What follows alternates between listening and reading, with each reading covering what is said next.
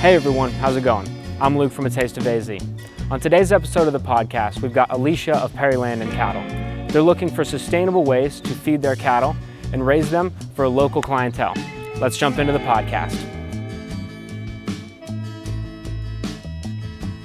We are here. We're at Four Peaks. We're at 8th Street.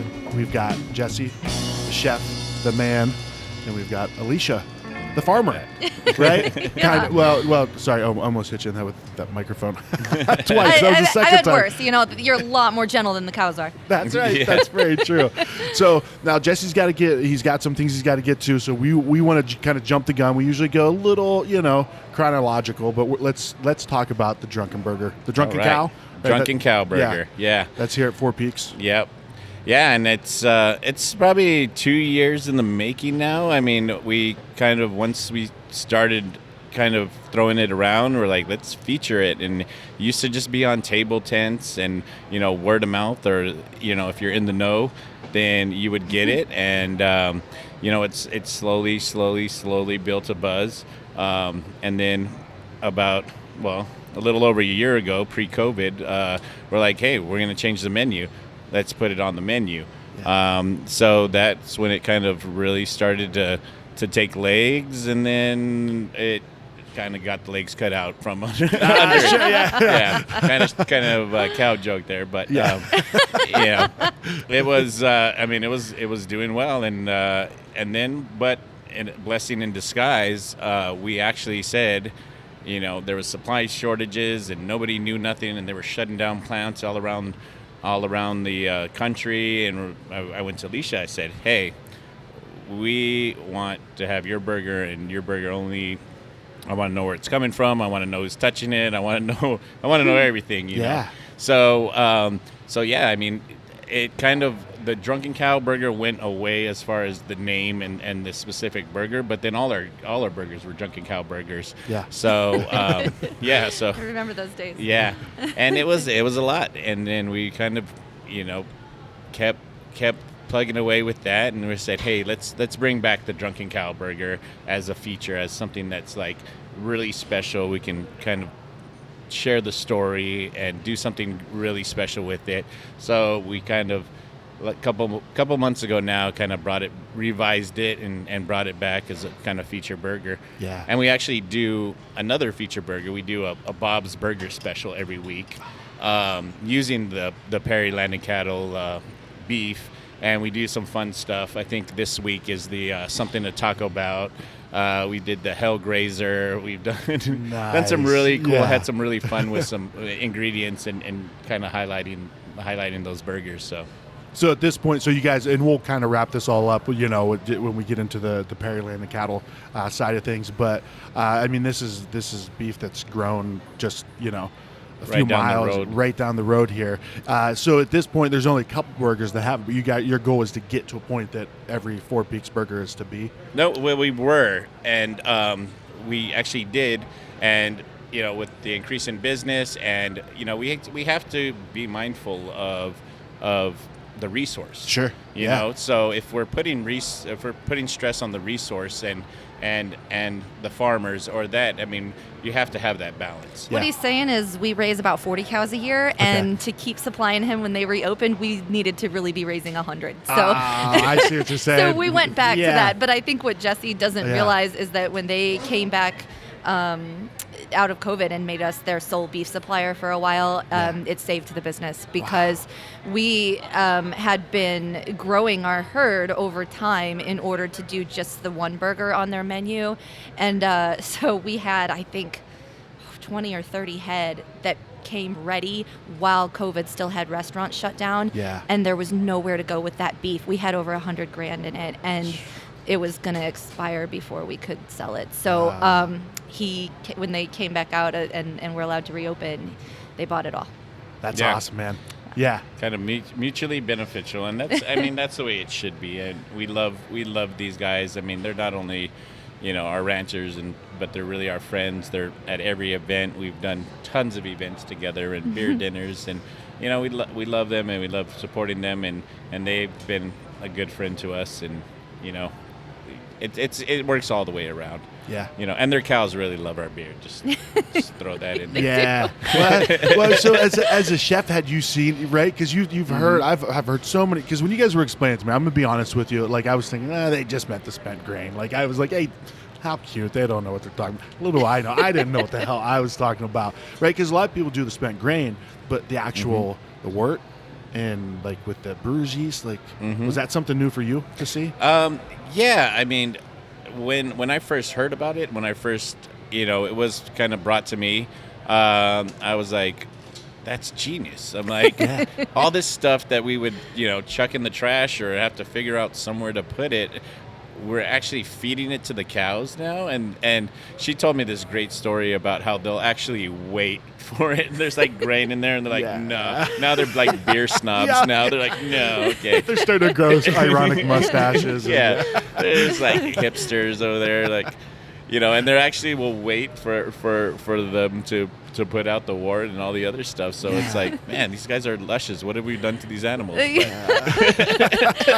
One time I thought I'd take a shortcut and put the buckets of beer near the bunk where I was going to pour it in so that I could just go down the line and do it one at a time instead of going back and forth with the empty bucket, filling it with beer, etc. And I went back for the last one and I turned around and this cow had half his body out of the pen and his whole head in the bucket of beer. It was gone. We've all been there. Right? Yeah, like we've all been there. I'm guilty. Yeah. Halfway through the doggy door, beer in hand, yeah. And to be clear, there's very little alcohol content left in the wort, right, Jesse? That's right, for all the PETA people out there. Yeah, yes. right. It's not, we're not harming any. It's nutritional yeast. Yeah. It is, which from our perspective, that's why we wanted to use it. And we actually grappled with, for a long time. My husband and I went back and forth on this. Do we share this beer-fed beef thing, or do we keep this as a trade secret? Because there's actually a lot of recaptured energy that we're getting from it. There's a lot of nutrients that the cows need. So we, for a while, didn't want to share it. We didn't want people to know why our beef was better. Yeah.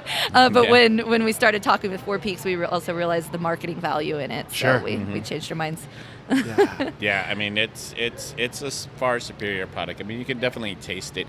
It's a richer. The marbling is more intense. It's just a certain different flavor. I mean I can't really explain it.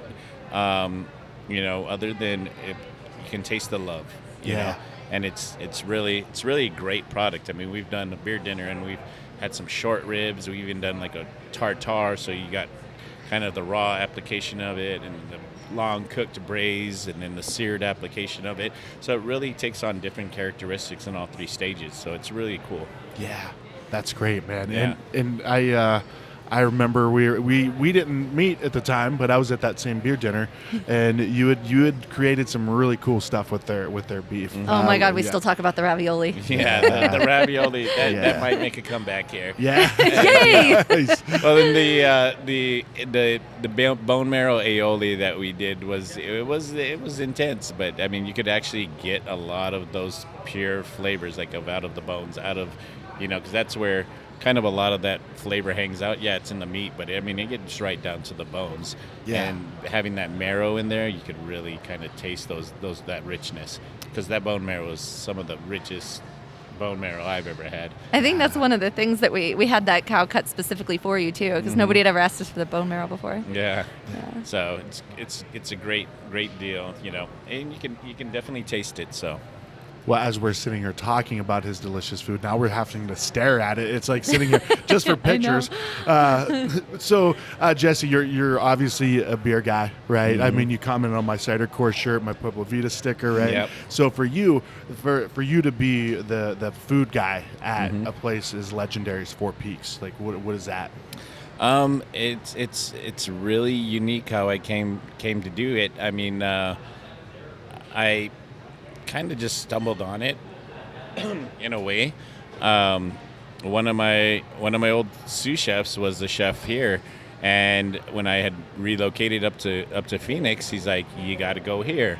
And I sat down with some of the founders and some of the managers, and I mean it was just like, okay, I'm home, and been fine dining, always, it's always wine dinners or whiskey dinners or all this. And I'm like, beer dinners. And it was literally probably a week after I started, and we had our first beer dinner with the old chef.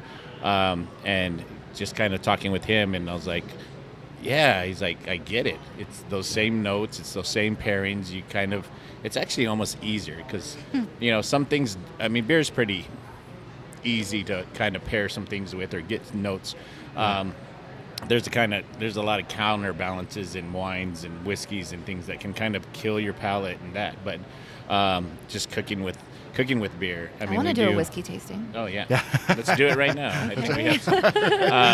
But it was just I'm like, I'm home, and to kind of dive deep into the culture and the history of Four Peaks, of that we used to do 3 specials every day and for lunch, and 3 specials every night for lunch, and it was really a beer company that was food forward. A lot of not to mention any names, but a lot of companies care about the beer, and then they have food because they want to keep people hanging out and feed them.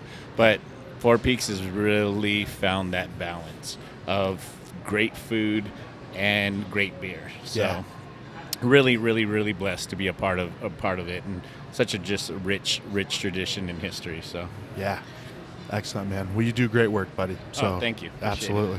I'm not alone. I got a great team, and my guys work hard, and sometimes when we're just going and going and going, we're just it's hard to just kind of sit back and say, hey, we did great. Sure. Just get so busy sometimes, especially on Friday and Saturday nights. So we look forward to summer. Yeah. Not a whole lot of people do. A little bit of a break. Well, I'm I don't know how you feel being out here, right on the other side of the wall, right? As it's like 5 o'clock, so it's Cinco de Mayo. It's busy back there. Is it easy for you to sit here and to detach from it? I guess it's a little nerve wracking. Sure. I'm constantly just have it always in the back of my mind because that's how attached I am. I love this company. I love what we do. I love our guests. It's a real dedication. It's a real dedication, and I just, like they say, if you love what you know, you never work a day in your life. But which I keep telling myself every 70-hour week. Trust the process. Yeah.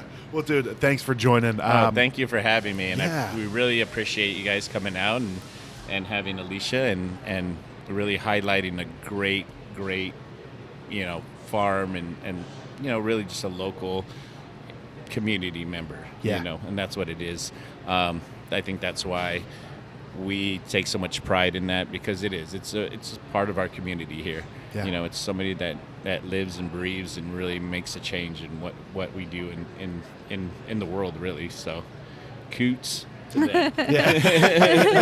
It's kind of cool too to supply somebody who asks you questions about you, because he knows what's going on in your operation. Hey, are you moving the cows this week? Hey, it's, really. Yeah. And I'm like, does this get the full dry age to it? I'm like, how did you know that? Yeah, actually, it was 2 days short, okay? It wasn't 21 days, it was 19. That's cool, too, though, to have that communication and that closeness where we can, because it helps with just constantly improving the quality of the product, too, And that's what I love. Yeah. I can't do that with any other. I can't call my grower and be like, hey, this or that, or, I can do it with my bread guys a little bit, but sure. I can, the relationship that Alicia and I have is I'm just like, okay, what do we want to do? What do you have? What do you want to move? What are you coming up with? Or, and by the way, we're overstocked on sirloin right now. Okay, sirloin special, guys.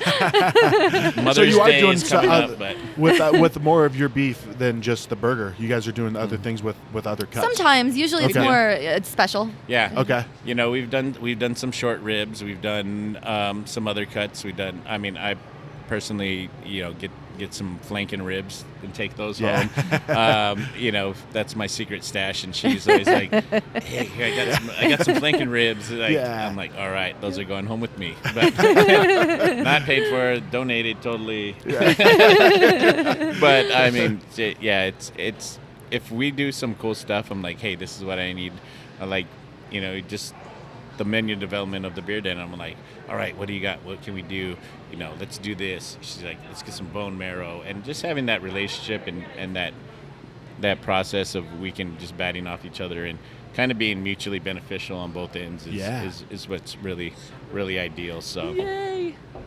like I said, I can't do that with any other, kind of purveyor I have, is to kind of have that close relationship of where's my stuff coming from? How is it going to do? What do we process? What do you have? What cool thing can I do? And thinking outside of the box in some of that sense. So it's really great. Well, not even just the ability to be able to do that, but then to have somebody that cares, that's like understands what you're asking, and it's like, oh, okay, they can amplify it even more than it's like, shit, I don't want to answer this guy's question. I always act like, oh, I was in the spam folder. I never got an email to that's great. I never got it. No, you have to have that direct relationship to do that too. One thing I learned is that with different cuts of meat, especially when you start getting to more unusual ones, the butcher has one name for it, and the harvester has another name for it, and I call it something different, and a chef has a different name for it. So it's like I had to learn to speak 4 different languages. Yeah. But if you're just talking to somebody who's dropping it off, who got it from a supplier who is really a distributor that pulled it in from across the country, that gathered a whole bunch of growers together, who are you even going to have that conversation with? Yeah. So it's right. Yeah. Yeah, I mean, I say it all the time. I'm like, I could literally call Alicia and ask her what the cow's name was. I mean, I grew up on a pig farm in Hawaii, and my first rule was don't ever name the animals. But I'm sure she's probably might have that same rule. But I'm like, okay. The kids try to. I won't name them. They're named 1, 2, 3. Yeah. Cow 1, cow 2. Tasty 1, tasty 2. But yeah, that was our rule growing up on a pig farm, is you don't name the animals. But I could literally say, oh, that was the brown one with the white stripe on his forehead, and I could literally know which cow it came from. So that kind of relationship, especially in the last year of uncertainties and crazy things that are going on, just knowing where something comes from was so important to me.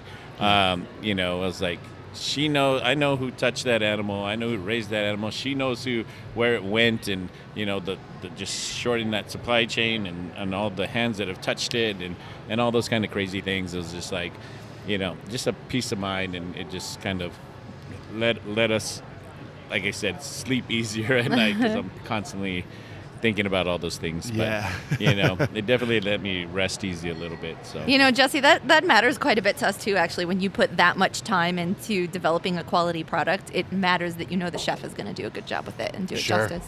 Well, I appreciate it. And I appreciate your all the time and energy it takes, because I know I've been there. Yeah.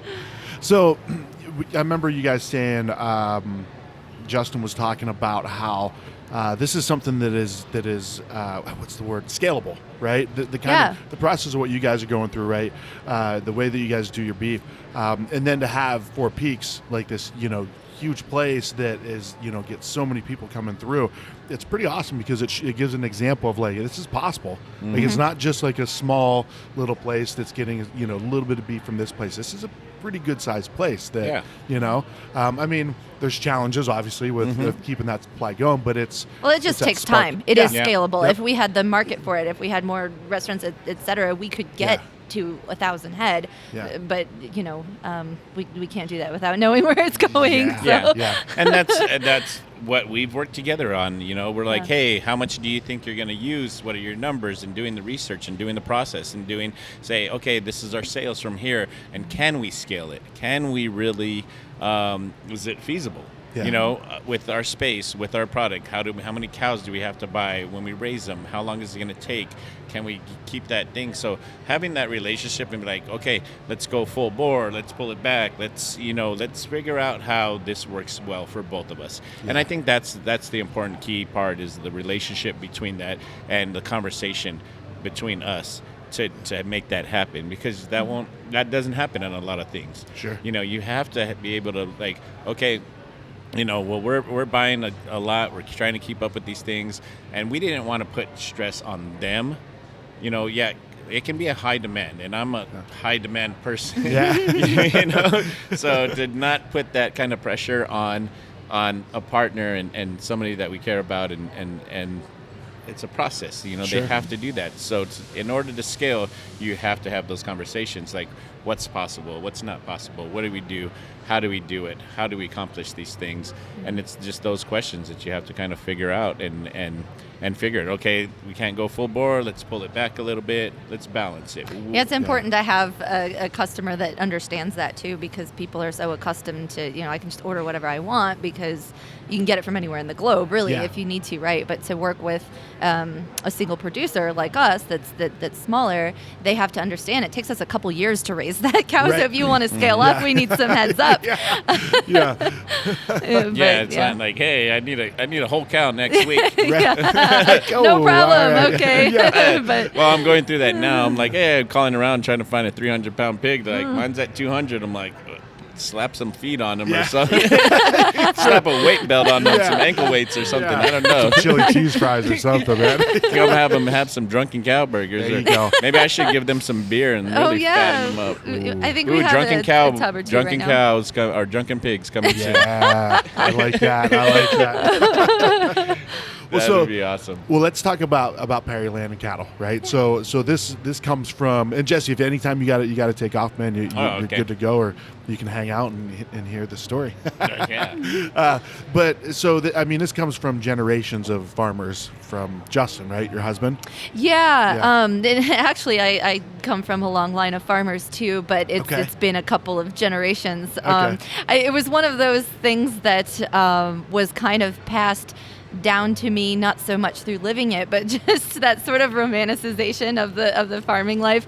And in fact, before I moved to Arizona, I lived in Washington D.C. I worked for the Department of Treasury and for the Department of State after that, but I just had this like sort of longing in my heart to do something different, to kind of get back to the land, to have some wide open space and just do something that was not just mentally but also physically difficult. And so I left my job one day and I moved out here, and I met my husband, who comes from a long line of farmers and ranchers, and it was it's in his blood, and he had a lot of the know-how that I wanted to gain. And he was actually already doing and I'll talk about that a little bit in a little bit if you want, but he already had another company that makes a soil amendment, and he was doing a lot of agricultural stuff with that. So that was before. Like, so he That was had before. that original. Okay. Yeah, he had that when you already. met him? Yeah, doing the he did. He had that when I met him, and then the cows was something that we started, after we met, and that's about just sort of the shared dream of living out on a ranch and working the land and just leading a different lifestyle, one that's I think increasingly harder to find. And so we added Perryland and Cattle to the family of companies, and we never stopped working on it. Well, I've heard that, what is it, 40, 45 hours a week on farming, right? That's about the month. That's a good guess. Yeah. It's not a good guess. No. Well, let's talk about the company you had before, because that's a big part of what you guys do, right? So, when I hear, we come from a long line of farmers, I just picture that everybody's just got the same shirt and shovel, right? And they're all they all work on the same farm, right? And it's the family farm that's been there, but it's more complicated than that. And it's not complicated, but it's because Justin does his thing, and he has family members that do other things within farming, does. right? Okay, so a couple of things from that image you just posed. First of all, farming in the United States has moved past the shovel. A little. I guarantee you, every farm has a shovel. You're right. I have a shovel in my truck right now. I really should have brought it and given you the full image. And yes, my husband and his brother and his dad, they all wear the exact same shirt. Do they? Yeah. Okay, that picture I painted. All right. Sure, it's plaid. But this image of the sort of homestead farm that gets passed down from generation to generation, that's getting harder and harder to do. And in fact, my brother-in-law farms quite a bit of acreage, I think over 1,000 acres, but it's scattered all over the valley. And a lot of farmers now are in a situation where they are renting the land, and it's usually owned by a developer, an investor of some sort. So you're on borrowed time, pretty much. You're on borrowed time, Yeah. and Yeah. that was part of this for us too, was trying trying to leverage it into something where we could own the land ourselves and really build something that could be in one place and really be ours. And so that was kind of the impetus for a lot of this. But the company, we kind of put the companies before that groundwork, and sometimes we pay for the price for that because I think I told you earlier, now we've got to move the cows because the lease is up and they're selling it. But thank you, Jesse. But it's frustrating sometimes, but it's all for something bigger. That's what we try to keep in mind. Yeah. Well, what is that? Well, what is that bigger? Since you brought it up. Yeah. Are you asking me to eat that? Oh. We can eat that. It's like, no, don't touch it. But yeah, it's pretty. It smells good. He's gonna eat it. That's nice. It is. I know. I've been looking at those fries. I'm like, oh man. So what is? I mean, I think there's two reasons. You're asking about the bigger picture, like why are we doing it, right? Yeah. And I think I've kind of already communicated the first one. We're doing it for us. We're doing it for our family. You know, it's a shared dream. It's about shared values. And but you know, it's not just about that. We also do it for the community. And that's, I think, where a lot of the sustainability part comes in. The company that he had before, he takes in green waste from around the valley. So landscapers, for example, will bring it in. He also has contracts with, different cities and municipalities, with companies that have recycling goals, etc. And he creates a soil amendment with it that has no synthetics in it at all. It's literally recycling the ground itself. Yeah. And it gets reincorporated into farmland around the valley, not just my brother-in-law's farm, but others take it as well. And it actually improves the soil structure. It increases water retention, which is really important because we live in the desert, you know. It improves crop vitality. It's a natural source of some of the nutrients that the soil needs, nitrogen, for example, so you don't have to dump so much synthetic nitrogen on it.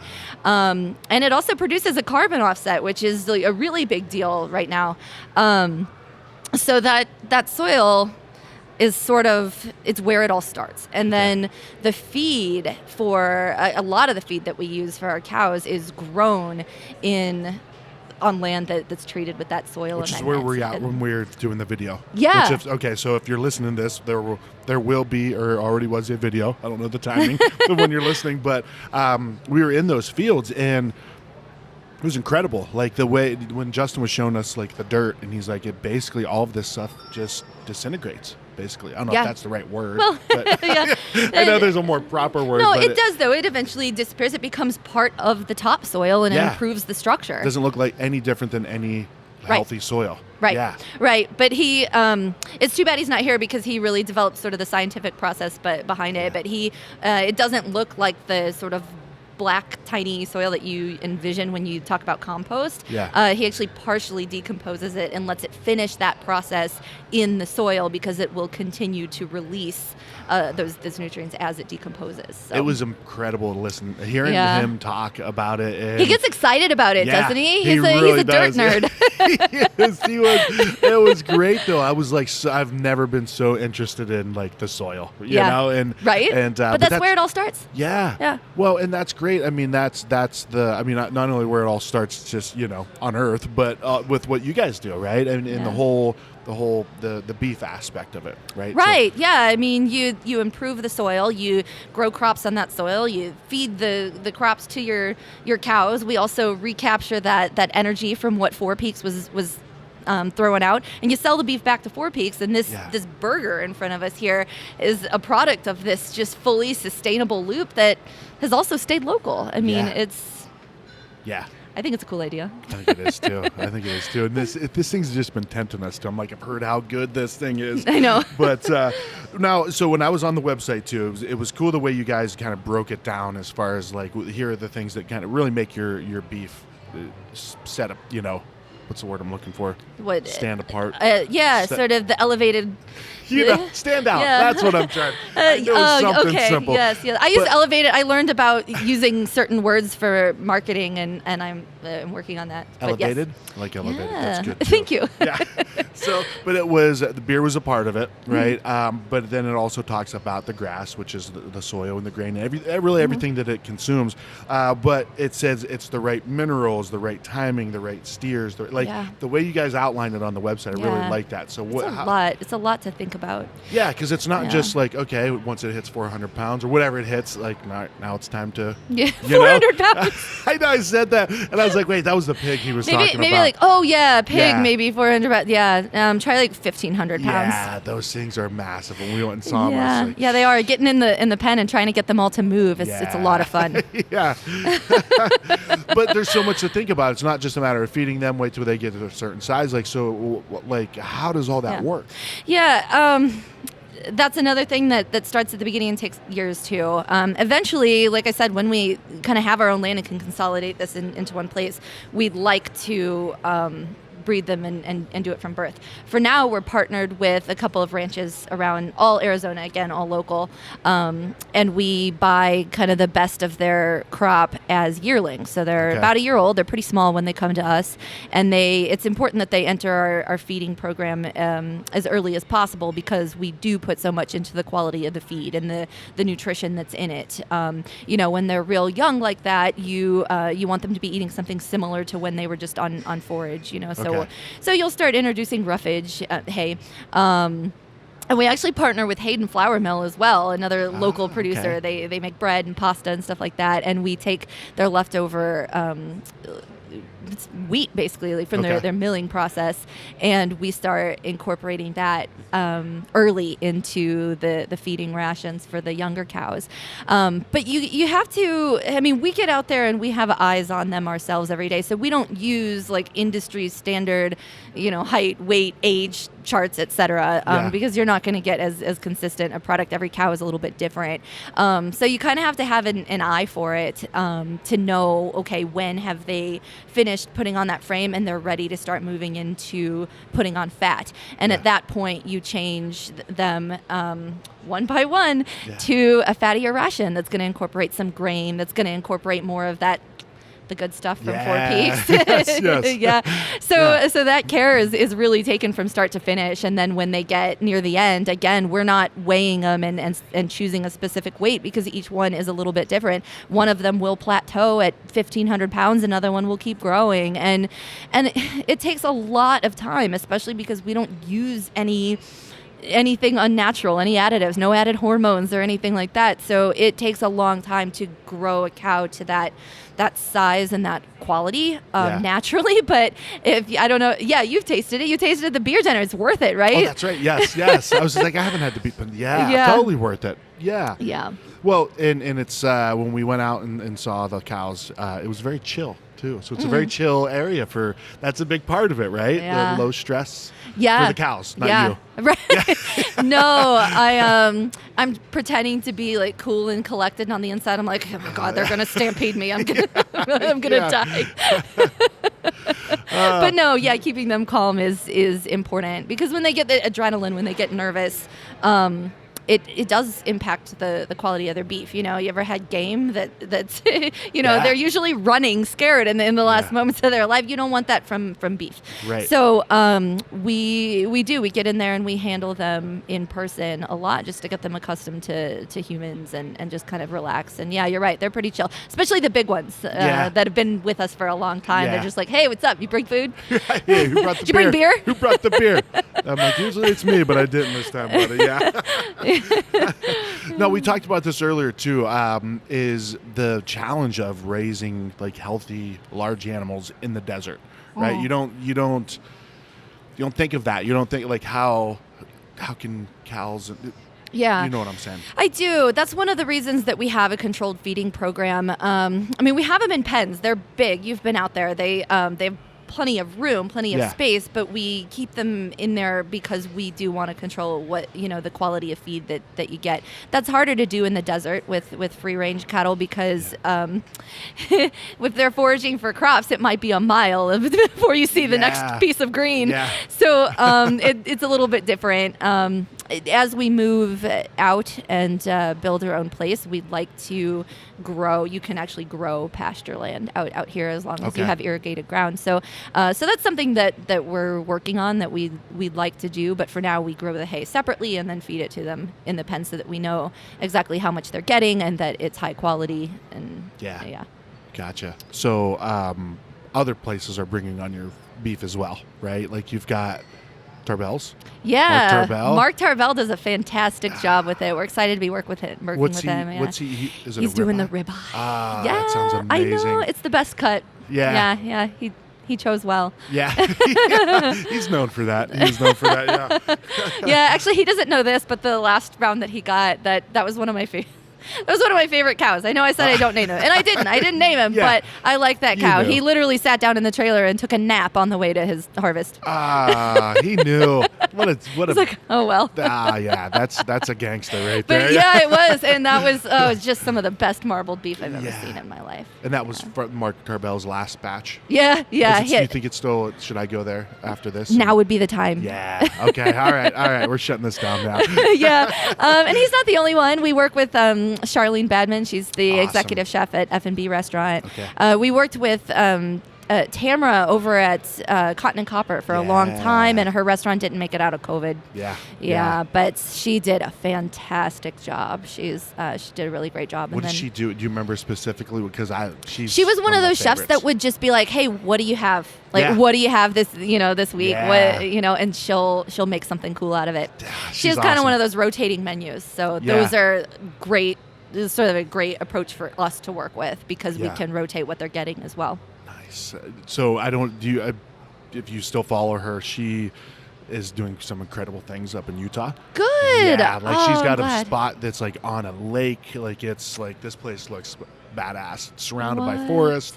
Yeah. Well, she didn't do too bad out of the whole thing then. Yeah. I love Good for her. Yeah. I do too. Arizona lost her temporarily, I think, she's still here. She's still doing the blue, not Blue Moon. That's not, what is it called? The Blue Watermelon thing. Oh, really? With Charlene, yes. Cool. So anyways, what's the big picture for you guys? Like, what do you guys want to be, at the end of the day, what do you want Perry Land and Cattle to be? Well, first of all, I want to be the go-to for quality beef. Okay. I want everybody to feel like I do about it. Like once you've had it, you cannot go back. Yeah. I mean, it took us years to develop this and to get this perfectly marbled ribeye or this perfectly tender fillet, and I want to share that with people. I want to be known for it. But more than that, I think it kind of comes back to why we're doing this, right? We're doing it for us, and I want to see that dream become a reality for us. Yeah.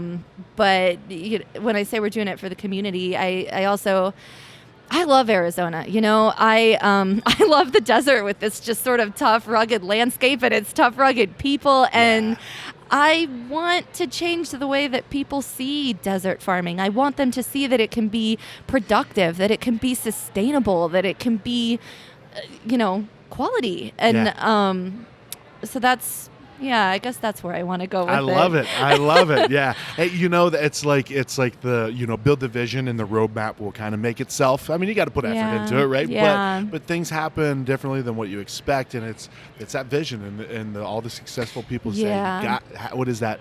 What is that pinnacle? It's that endpoint, that big picture, that reason that I never let go of. And maybe it doesn't look the way you thought it would to get there, but that's okay. I mean, I got this far. I wanted to be in Arizona. Here I am.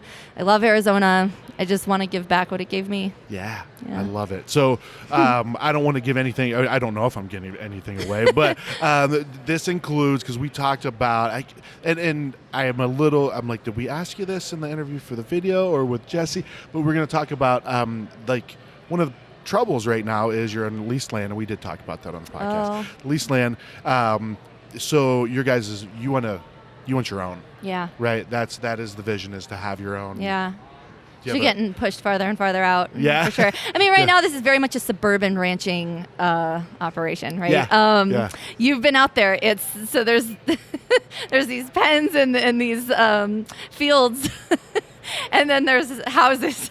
It's Oh, yeah. hemmed in by houses. And you can even see like I don't know if it's your guys' farm, but there's like the interchange up there. Like there's like the bridge that's like going from the 202 down to Queen Creek. Oh, So, out near the site. Yeah. yeah. So it's like it's that contrast in environments. You have the a farm, and then you've got this. And like, it's tough. Not everybody wants to look out and see that from their suburban house. It's fine. I get it.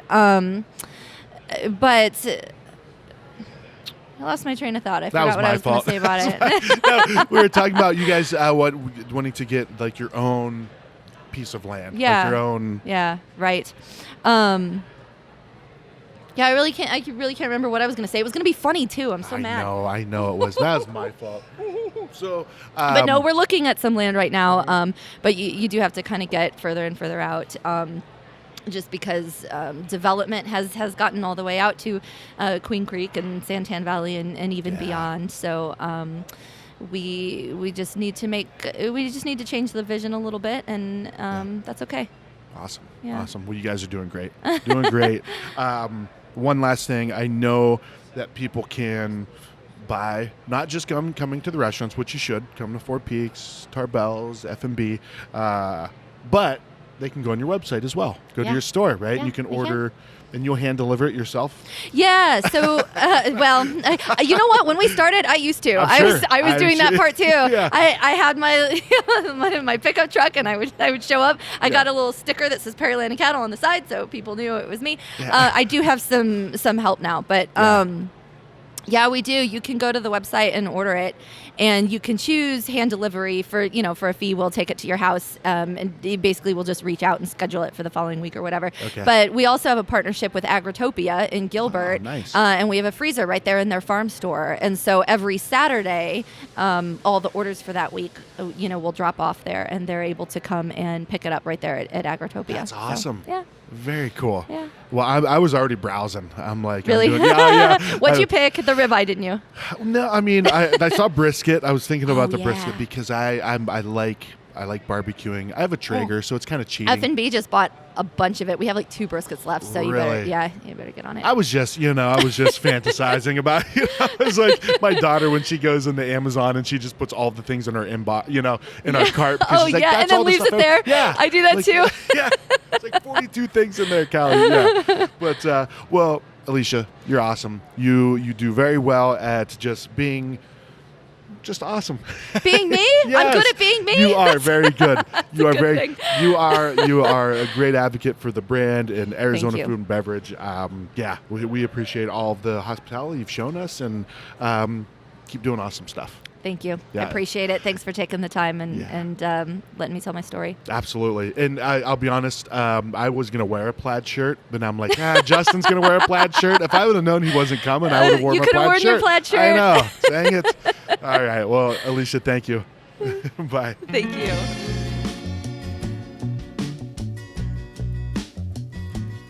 Well, everyone, there you have it. Alicia of Pearland and Cattle. Make sure to visit some local restaurants that are featuring their stuff, or visit their website and buy some for yourself. Follow them on social media as well as A Taste of AZ. See you next time.